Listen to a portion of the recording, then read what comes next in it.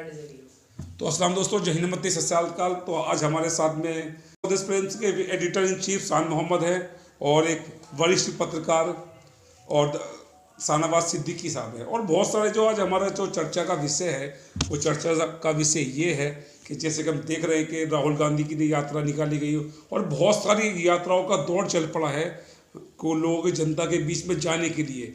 तो आज हमने इससे पहले भी एक जो वीडियोज़ आई थी उसमें कहा गया, कांग्रेस पार्टी ने मुद्दा उठाया कि राहुल गांधी की सुरक्षा में चूक हुई। और वैसे ही आज का जो एग्जाम्पल है कर्नाटक में हमें देखने को मिला, जो प्रधानमंत्री जी एक रोड शो कर रहे थे, उनका जो चाहने वाला, जो हम देखते हैं कि हम भी एक पत्रकार है, जब किसी का रोड शो होता है लोग घंटों घंटों जो है वो लाइन में खड़े रहते हैं अपने नेताओं को देखने के लिए।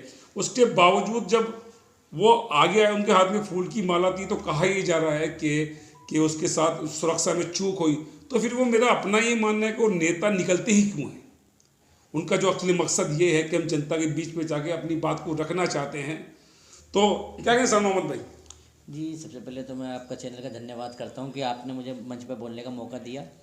तो आपने में से ये कहा कि क्या नाम है, जिस तरीके से आज पीएम मोदी जी की रैली निकली, उसमें उससे पहले राहुल गांधी जी की उससे पहले राहुल गांधी जी की भी निकली, जिसके अंदर बताने की एक चूक हुई थी, जिसमें एक व्यक्ति भाग करके उनके पास पहुँच गया था। तो मैं ये कहना चाहता हूँ, तो इस तरह एक हर चीज़ के दो पहलू होते हैं कि वो उसके पास मोदी जी के पास गया भाग करके, तो किस वजह से गया, वो उसका कारण क्या था। पहले तो हमें ये जानना चाहिए कि उसका कारण क्या था। हो सकता है वो उनका क्या नाम है, उनका चाहने वाला हो सकता है, उनका मन से देखना चाहता हूँ, उनको क्या पता देखना चाहता हो, उनका फेवरेट नेता हो वो, भाई उन्हें मानता हो, इस वजह से वो उनके पास गया हो। तो ये मुझे लगता है इसका बड़ा इशू बनाया जा रहा है। ऐसा कोई नहीं है, ऐसा कोई बड़ा इशू नहीं है कि वो क्यों गया, ये बिना कारण बड़ी। अच्छा शान मोहम्मद जी, जेके वरिष्ठ संपादक भी है, अपना लेख भी लिखते हैं। जैसे कि 1978 में एक मिश्रा जी की, जो सबसे पहले आईआईटी रुड़की से जब इंदिरा गांधी जी प्रधानमंत्री थी जनता पार्टी, और भी तिवारी जी, नारायण दत्त तिवारी जो उस टाइम मुख्यमंत्री हुआ करते थे यूपी के, तो एक सर्वे ये हुआ कि जो हमारी देवभूमि उत्तराखंड है वो किस प्रकार निर्माण कार्य होने चाहिए, या जो हमारी सभ्यता संस्कृति उसको बचा के रखना चाहिए। आज हमने जोशीमठ का जब हम हाल देख रहे हैं, किस तरह से वो पहाड़ दरक रहे हैं और लगभग हज़ारों लोगों, आज लाखों लोगों को वहाँ से विस्थापन करना पड़ेगा।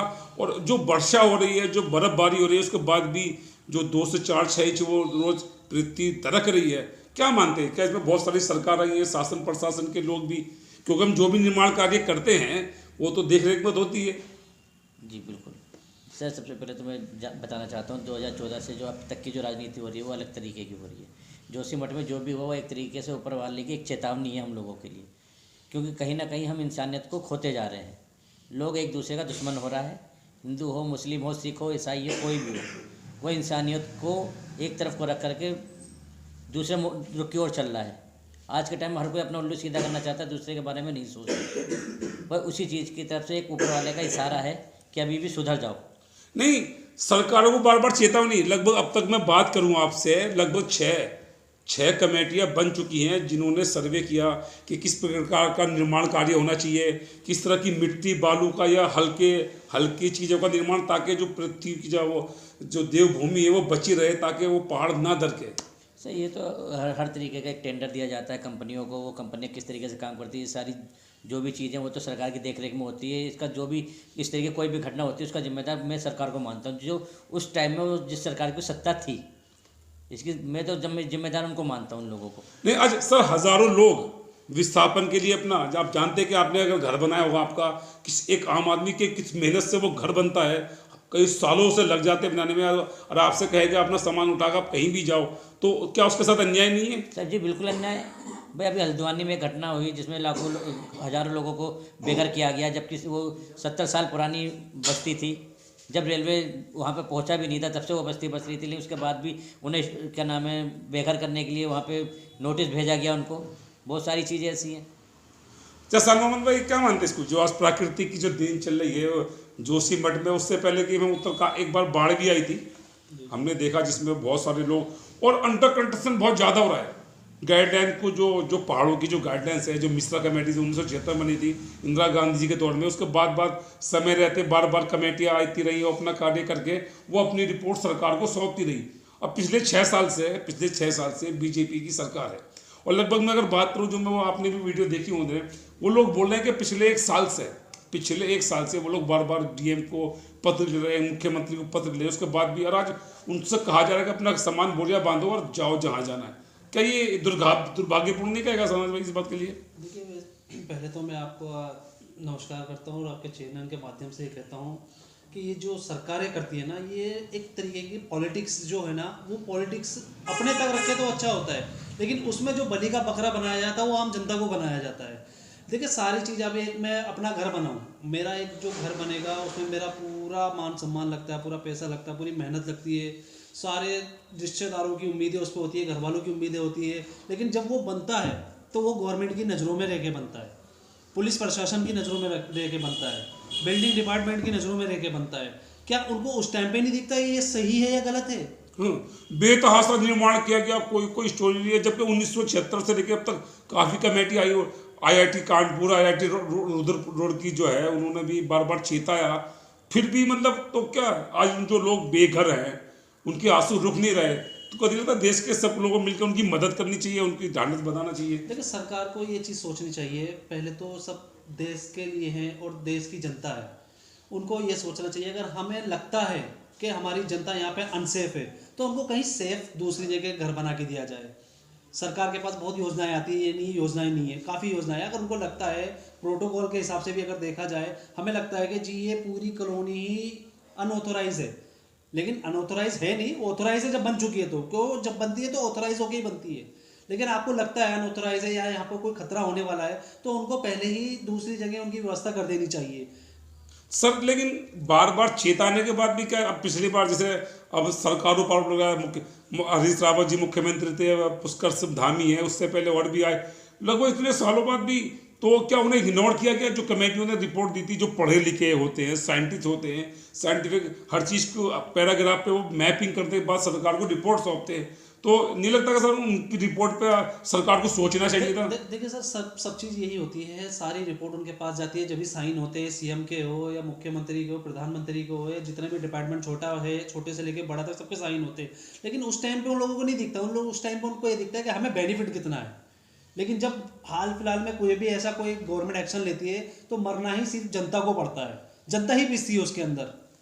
अच्छा, हम मुद्दों की बात करें, जैसे कि हम रोज देखते हैं नेशनल मीडिया, जैसे आज तक, जीटीवी, बड़े बड़े मीडिया हाउसेस हैं, ऐसे ऐसे मुद्दों पर डिबेट होती है। जैसे हम देख रहे थे ना, आज एक शो होता है, लाल किले पर शो होता है, मतलब जिसमें हमारे महान स्वतंत्रता सेनानी ने किस प्रकार से उन्होंने देश के लिए बलिदान दिया, इस चीज़ों को है। तो उनके जो राजीव महात्मा गांधी के जब पड़पोते होते हैं, उन्होंने आरोप लगाया है कि बीजेपी पार्टी जो उनको मतलब ख़त्म करना चाहती है, उनको नाम को ख़त्म करना चाहती है। आज भी इन चीज़ों पर डिबेट हो रही है, क्या दुर्भाग्यपूर्ण लगता?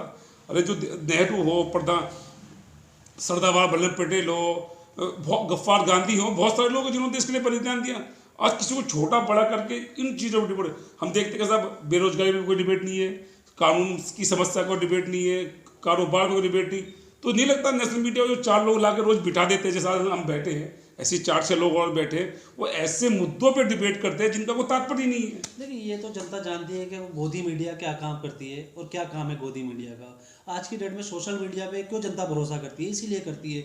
और देखिए, ये बात रही राजनीति की, तो राजनीति का जो मेन पहलू होता है ना, वो यही होता है कि जनता का माइंड चेंज करना, उनका इधर से दिमाग हटाना। जो सही रास्ता है ना, वो जनता को नहीं दिखाएंगे, उनका दिमाग हटाएंगे कि आज ये कर दो, आज यहाँ दंगे कर दो, या ये चीज़ गलत बनी हुई है, इसको तोड़ दो। लेकिन जनता समझती है सब चीज़। अब 2024 के इलेक्शन आ रहे हैं, उसके लिए तो कुछ करना है। अच्छा सर, शाहनवाज सर, आज जो कहना मैं आपसे चाहता हूँ, जब हम देखते हैं कॉन्स्टिट्यूशन में कोई भी संविधान में जब हम कानून को इम्प्लीमेंट करते हैं, तो उसमें लिखा होता है कि ये कानून भारत के लोगों के लिए। मगर आईपीसी, सीआरपीसी, आईपीसी है, उसकी जितनी धारा है, 302 है, 307, उसमें क्या लिखा होगा? ये धारा भारत के देश के लोगों के लिए। लेकिन फिर धार्मिक, हर बात धर्म पे आगे क्यों अटकती है सर? देखिए, वही बात है, जिस टाइप की सरकार होती है ना, तो वही सारी धाराएं जो सरकार के अंडर में चलती है, वो जो धारा पहले से ही चलती आ रही है उसको नहीं मानते। अब वो ये देखते हैं कि मैं सरकार में हूँ, मैं पार्लियामेंट में मैं बैठा हूँ, तो मैं सब कुछ हूँ। अब जो धाराएं होंगी वो मेरे हिसाब से चलेगी, वो ना कि जनता के हिसाब से या संविधान के हिसाब से। अच्छा, जैसे मैंने भी शान मोहम्मद जी से मैं सवाल कर रहा था उस बारे में, जब ये नेता बोलते जितने बड़े बड़े नेता है उनकी जो राजनीति है वो सिर्फ आम आदमी के जो आखिरी दर्जे का व्यक्ति है उसके लिए है।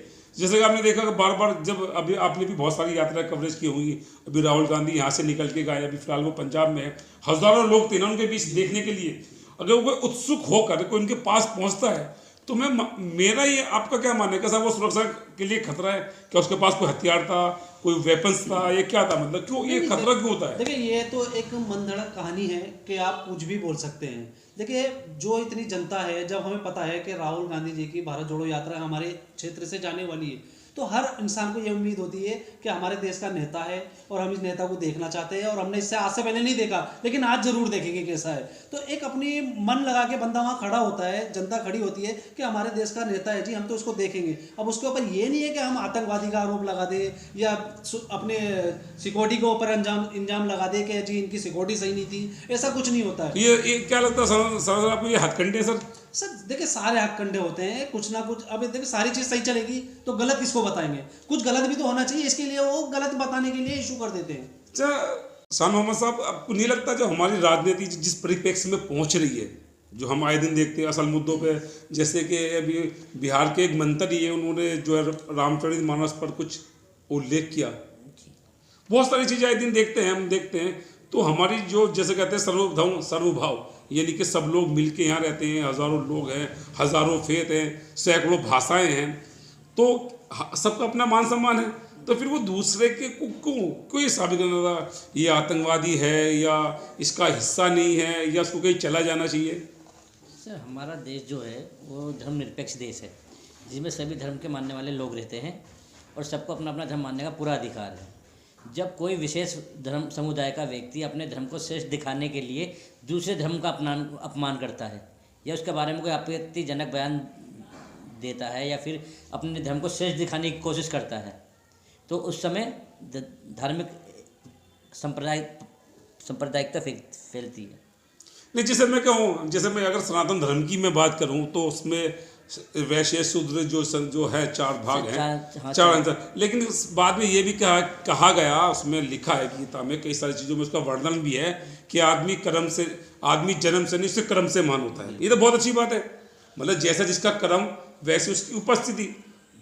तो फिर को क्या है, जैसे कि हमने देखा सालों तक जो दलित समाज है, जो आदिवासी समाज पे, उनको यहाँ कपड़े तक पहनने का भी अधिकार नहीं था, बहुत सारी उन चीज़ों से लोग गुजरे हैं, आज भी उनके नाम पे राजनीति होती है। लेकिन क्या लगता है कोई, जैसे बहन जी मायावती भी आई, चंद्रशेखर हैं और भी बहुत सारे दलित नेता उपस्थित करते हैं, लेकिन वो कुछ खास अपनी कौम के लिए नहीं कर पाए। सर ये हमारे देश का दुर्भाग्य रहा है कि हमेशा जातिवाद के नाम पर लोगों का शोषण होता रहा है। ऊंची कास्ट वालों ने, अपर कास्ट वालों ने नीची कास्ट वालों का शोषण किया है। कभी उन्हें पानी नहीं पीने दिया गया, कभी कुएं के उनका पानी अलग कर दिया गया, कभी उन्हें नौकर बना करके रखा गया, उनको से कई तरीके से प्रताड़ित किया गया। पहले हमारे यहाँ पे एक सती प्रथा भी हुआ करती थी, इसमें आदमी के मरने के बाद औरत को उसके साथ जला दिया जाता था। तो बहुत सारी ऐसी बुराइयाँ रही समाज में जिसे नष्ट किया गया। ये कैसे नष्ट हुई? पहले के लोग क्या करते थे, बहुत सारे हमारे शहीद हुए जिन्होंने हमारे देश के लिए क्रांतिकारी हुए, जिन्होंने हमारे देश के लिए कुर्बानियाँ दी, जिसमें हिंदू, मुस्लिम, सिख, ईसाई सभी लोगों ने मिलजुल के भाग लिया था उसके अंदर और अंग्रेज़ों को भगाया। अब अगर उस समय भी ये चीज़ें निकल के आती कि नहीं भाई हिंदू है और मुस्लिम है, सिख है, ईसाई है, तो क्या ये देश को आज़ादी मिलती? ये सारे भारतीयों को सोचना चाहिए कि ये जो हमें आज़ादी मिली है, इसकी आज़ादी क्यों मिली है और इस आज़ादी को हम कहाँ लेके जा रहे हैं। लेकिन आखिरी परिप्रेक्ष्य में कहना चाहूँगा, तो क्या बदलने की क्या आवश्यकता? अब एक अखबार चलाते हैं, एक वरिष्ठ संपादक है, तो अब जैसे मतलब आपकी जिम्मेदारी ज़्यादा है समाज के अंदर, एक जैसे कहा जाए कि जिम्मेदार जितना जैसे जिसकी जिम्मेदारी वैसी उसकी होनी भी चाहिए। तो क्या कहें समाज को, एक लास्ट कमेंट, मतलब क्या संदेश देना चाहते हैं? मैं यही संदेश देना चाहता हूँ, हिंदू हो, मुस्लिम हो, सिख हो, ईसाई हो, ये देश सबका है, सब मिलजुल के रहें और जितनी भी सांप्रदायिकता ये लोग हैं इनसे दूरी बनाएं और जो भी हिंदू मुस्लिम की एकता को तोड़ने वाली बात करे उससे दूरी बनाएं। अच्छा, जैसे हम देखते हैं जोशीमठ में हो रहा हो तो टोटल हिंदू है, जिन परिवार हो, तो क्या कहें आप हम इस बात कर दिए? सर ये तो एक ऊपर वाले की एक चेतावनी है कि अभी भी सुधर जाओ, इंसानियत को जिंदा रखो। ये तो चेतावनी एक तरीके से। सर सनत भाई, आपसे लास्ट कमेंट ये लेना चाहेंगे, क्या लगता है आपको किस तरह का इम्प्लीमेंट होनी चाहिए समाज में किस तरह की जो अब जब आज हम भी 21वीं सदी में आज भी हम देखते हैं, जब जातिवाद पे हम लड़ते हैं और दुनिया हमें देखती है विदेशों में, क्योंकि आजकल तो वो ज़माना नहीं रहा, सोशल मीडिया है, ट्विटर है, बहुत सारी चीज़ है, हम जो आज बात कर रहे हैं वो मिनटों सेकंडों पूरी दुनिया में जाती है। तो क्या सर नहीं लगता वो असर आप पे, वो हम पे हंसते होंगे कि आज भी 21वीं सदी आने के बाद भी लोग सिर्फ उसी जातिवाद पे, धर्म के नाम पर झगड़े करते हैं, दूसरों का खून बहाते हैं? देखिए वो चीज़ है, जितनी परंपराएं पुरानी चलती आ रही है ना, और जैसे नई सदी चलती आई है, वो पुरानी परंपरा वहीं ख़त्म होती चली गई है। और जितनी भी नई जनरेशन है वो कोई भी ऐसा गलत काम नहीं करती है। जो पिछली परंपराएं चलती आ रही है उसके अंदर कुछ ऐसा नहीं लाना चाहते कि जो हमारे पुरानों ने भुगत चुका है हम भी भुगते। वो अपना नया ही कुछ उदाहरण देना चाहते हैं, नया करना चाहते हैं। तो मैं फिर भी जनता से एक चीज़ ही कहना चाहूँगा, देखो हिंदू मुस्लिम सिख ईसाई सब भाई भाई हैं। आपने हमेशा आज तक का रिकॉर्ड उठा के देख लीजिएगा, हिस्ट्री गवाह इस चीज़ की। जहाँ तक भी पिसी है वहाँ जनता पिसी है, मंत्रियों को कोई कभी कहीं कुछ नहीं हुआ है, एक बाल भी बाका नहीं हुआ। जहाँ मरी है वहाँ जनता मरी है, और मासूम जनता है, किसी के भी बहकावे में आ जाती है। कोई भी मंत्री जाके कुछ भी करता है तो मरना आखिर जनता का ही होता है। तो जैसे कि हम सभी व्यूवर्स से कहना चाहिए, इस वीडियो को लाइक और सब्सक्राइब कीजिए। और जहाँ तक माना आज में हमारी सबकी संवेदना जोशी मठ वालों के साथ है, भगवान ईश्वर अल्लाह उनको बेहतर तरीके, और जो हमारी सरकार हैं जो आज तक उन्होंने ठीक से काम नहीं किया, या जितनी बार बार चेतावनी मिलने के बाद भी ठीक से काम नहीं किया, तो हमें लगता है कि आने वाले जो और भी, क्योंकि उत्तराखंड बहुत बड़ा पूरा ग्लेशियर में बसा हुआ है, तो पूरे मुझे लगता है कि पूरे वहाँ की जो राज्य सरकार और केंद्र सरकार पूरे उत्तराखंड का सर्वे कराएगी, और आने वाले वक्त में कोई भी ऐसा निर्माण करने की अनुमति नहीं देगी जिससे उन्हें प्रकृति को। तो जय हिंद।